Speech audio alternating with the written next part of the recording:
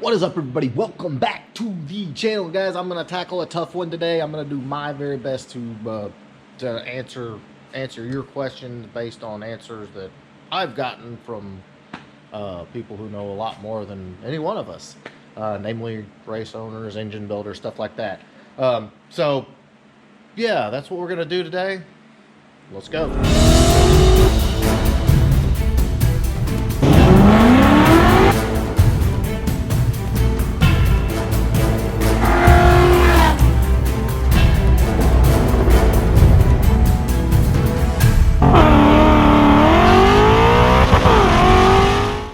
Alright guys, so here is the deal.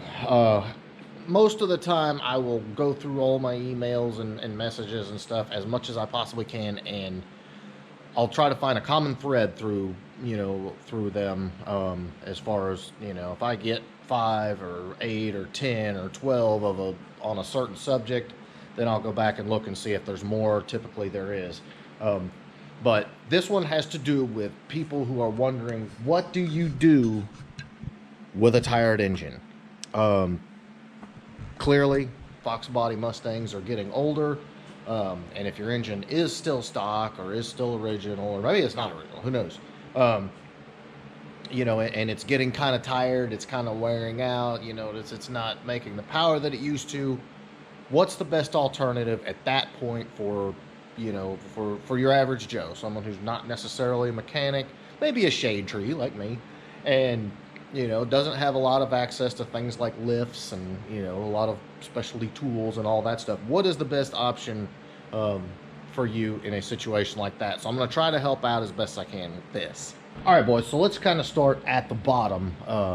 The most budget-minded thing that you could do to get your car back up and running with a, pretty decent little engine would be what I did back in 2012. Was I bought an engine out of a wrecked Explorer. And the problem is, this was back then, and this is 2019 now, so those engines are starting to dry up. The 95 to 01 GT40P equipped 5-liter Explorers were a fantastic option. Most of the time they were fairly well maintained, obviously not abused, being in an SUV. No one's putting superchargers or nitrous on Explorers for the most part that I know of. Anyway, those were a fantastic option. They worked really well. I got years ago. The engine's still running as far as I know. So fantastic option. If you can still find them, that would be the best budget-minded option I could think of to go ahead and put up something fresher in. I paid $400 for it. It came with everything from the intake to the oil pan, even had the engine harness on it. So what I would do, contact your local boneyard, find one of those. It's a Ford built engine, so typically it's going to, last quite a long time. Hopefully it was well maintained and pretty affordable. Slap all your Mustang stuff on it and go. All right, boys, so stepping up the ladder a little bit is you could buy a new, like a rebuilt or a reman short block. And those you're gonna be closer to $1,000, $1,500 depending on where you buy it. If it's just like a basic stock rebuild, those are fairly inexpensive and come with a warranty. Hopefully, use a reputable builder and make sure you got some sort of warranty with it. Those are going to be your best options. Use a big name retailer, or rebuilder, to make sure that you don't have any issues. Some of the smaller ones, if there's a problem with it, you might end up having trouble getting the warranty claim taken care of. So that's why I say always use a larger name rebuilder, like a Jasper, or go to like a parts store, or anywhere that sells engines that is large and reputable. That would be the next option. All right, guys, and so beyond that, if you're wanting something that's more performance-oriented and, like you're wanting to step up the game and get rid of a tired engine, then I would go to like a race, not necessarily race engine builder, but a performance engine builder. There's a lot of those. DSS Racing comes to mind. There's several of them out there that build, like a nice 306, a 331, even 327s. 347, stuff like that. Um, there's several reputable places, and again, I say reputable. Make sure they're reputable. Do your homework, and save yourself from getting burnt. But that's where I would go as far as that. Ford Racing Performance Parts also sells crate engines. They're pretty pricey, but they are, probably the best option as far as, something like that goes. If you're looking for long-term longevity, reliability, all of that. So again, the more you spend, the more performance you'll get. And you're gonna get a warranty with it as well, which is definitely a good thing, especially when you're dealing with something as expensive as putting a motor in your car. All right, boys. So there's another option, and it's probably the most crazy and most expensive one of all of them. Maybe not necessarily most expensive; just depends on what you do. But you can do a motor swap, just like we do here in the shop. Put a Coyote in it. Maybe it's time. Maybe you've wanted one for a while. Who knows? But engine swap's always a great option. Put a 5.0 in it. Coyote in it. You could put a 2-valve in it. I wouldn't recommend going to all that trouble for a 2-valve. But you could do an engine swap as well. So that's another good option. And again, one of those things that all depends on your skill level. What kind of facilities you have at your disposal as far as, lifts and tools and all that stuff.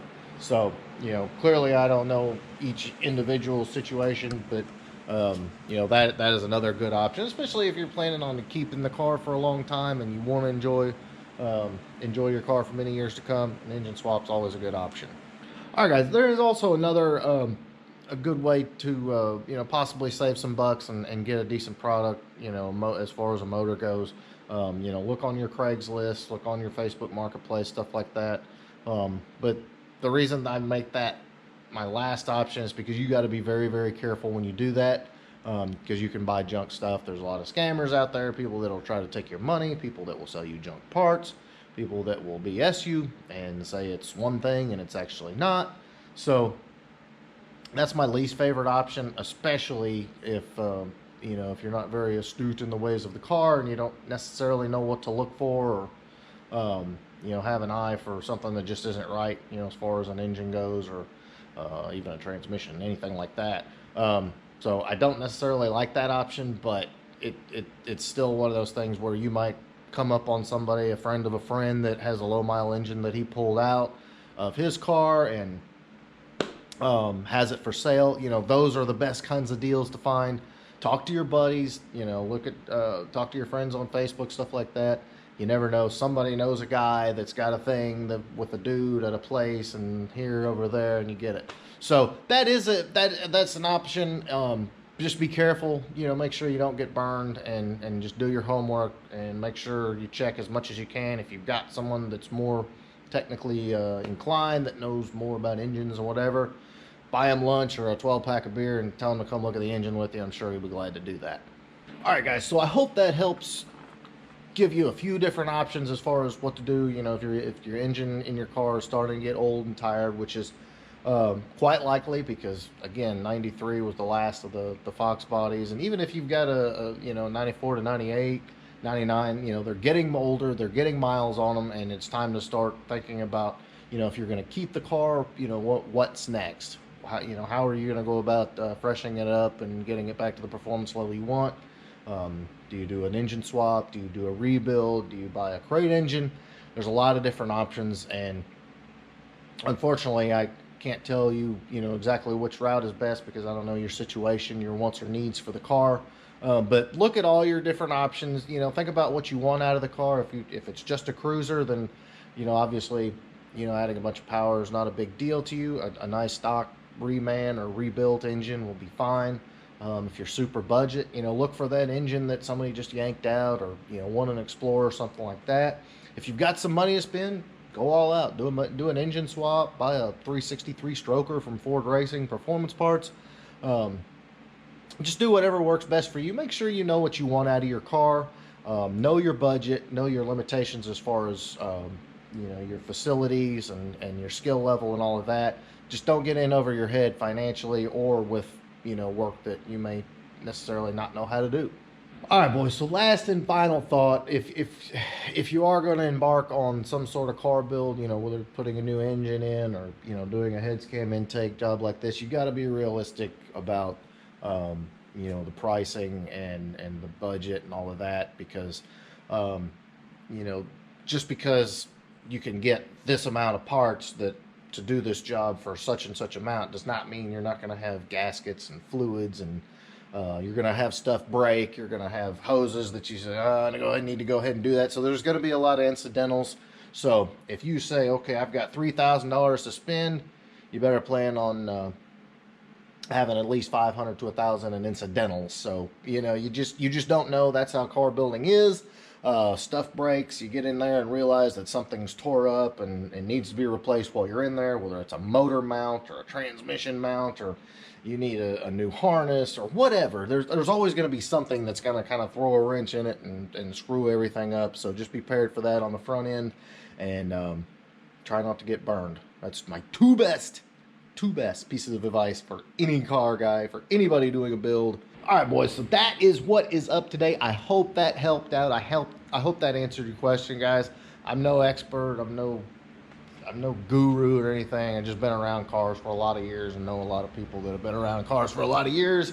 And so anytime I feel like I can help you out, I want to do that. So hope you enjoyed this video. Please drop me a comment below if you've got some other ideas, as I said earlier. And guys, it never ends. We got so much crap going on. Even though it's cold outside and the weather's crappy, we got a ton of work to do. And of course, Project 4 to 8. I've got a big announcement for Project 4 to 8. Some stuff coming for it. Yes,